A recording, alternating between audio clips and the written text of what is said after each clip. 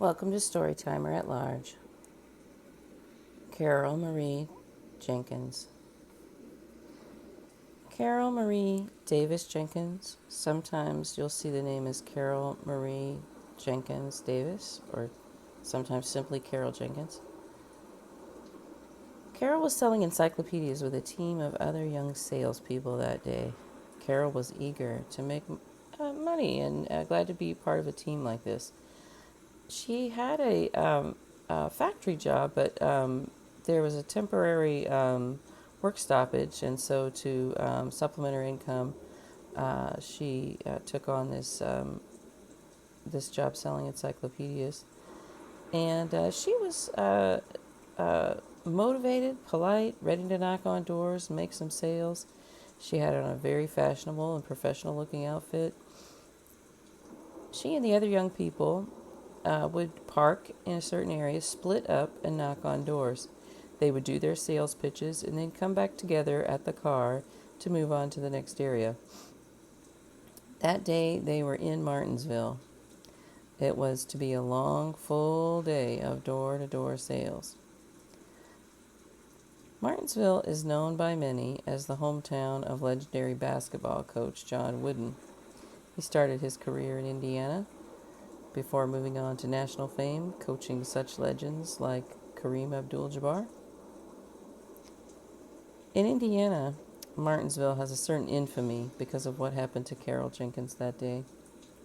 There's a lingering shame over the fact that Carol Jenkins and her family and friends also never saw justice in this case. It was Carol's first day on the job. She volunteered to go to Martinsville, even though it had somewhat of a reputation as a sundown town.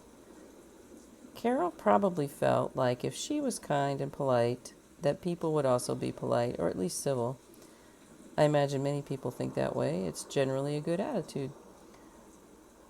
That day, September 16th, 1968, Carol Jenkins was attacked by at least two racist men. She was not just attacked, but stalked. Two men followed her in their car as she walked. They yelled racist slurs and insults. Carol knocked on the door of the Neal family, seeking help. Mrs. Neal was sympathetic and called the police. The young men seemed to have gone. Mrs. Neal walked up and down the streets with Carol to help her find her coworkers. They were unable to find them. She offered to let Carol stay longer at her house where she would be safe.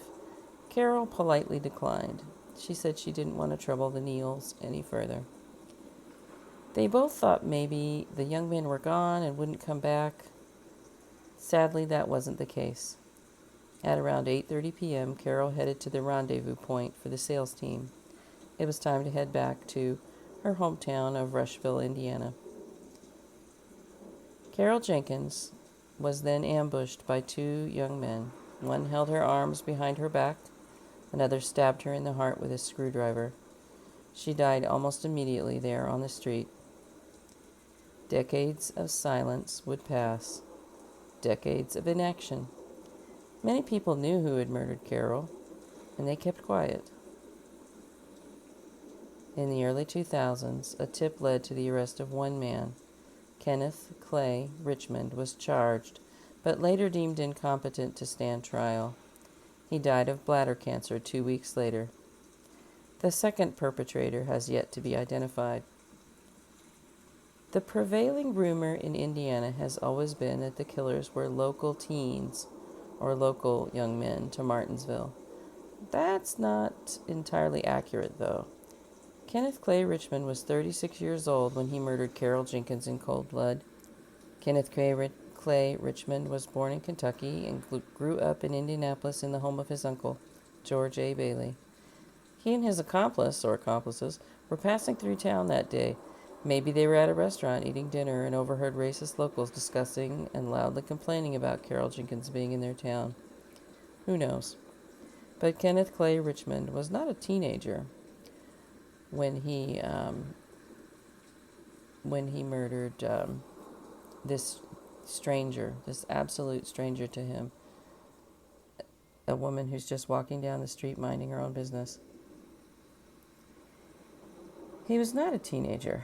He was, however, in the company of his 7-year-old daughter, Shirley, and another man.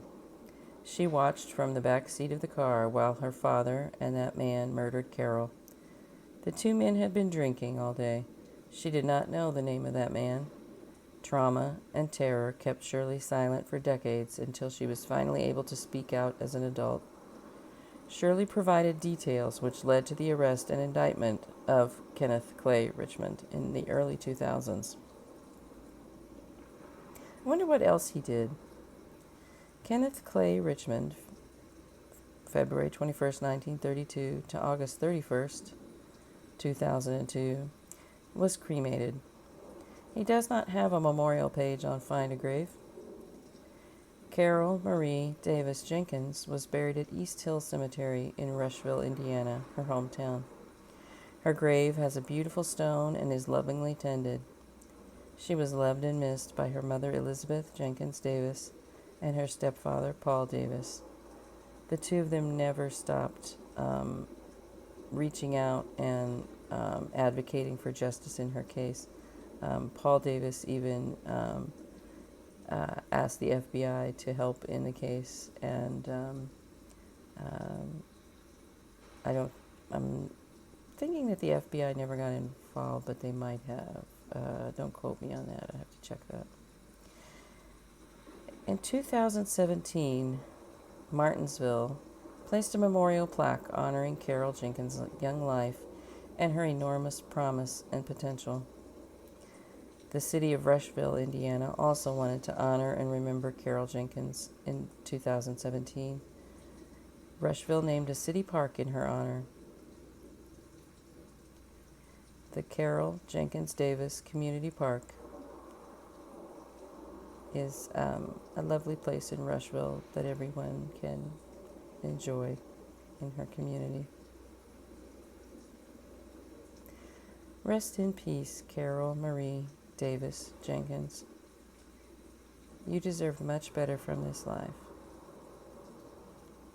Rest in peace, Carol.